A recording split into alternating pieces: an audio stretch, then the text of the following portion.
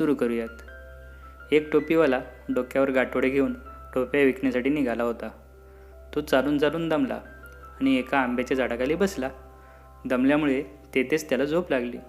तितक्यात तेथे काही माकडे आली. त्यांनी गाठोडे सोडले, त्यातील टोप्या घेतल्या आणि झाडावर जाऊन बसले.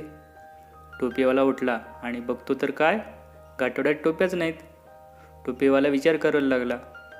त्याला झाडावरती माकडे दिसली. त्यांच्या डोक्यांवर टोप्या होत्या. टोपीवाल्याने माकडांना भीती दाखवली.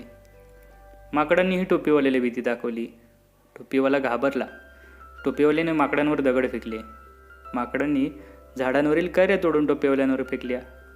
टोपीवाल्याने युक्ती केली. त्याने आपल्या डोक्यावरील टोपी काढून जमिनीवर जोरात आपटली. माकडांनी आपल्या डोक्यावरील टोप्या खाली फेकल्या. टोपीवाल्यास आपल्या टोप्या परत मिळाल्या. तर मित्रांनो, तुम्हाला हा धडा कसा वाटला ते आम्हाला कमेंट सेक्शनमध्ये सांगा.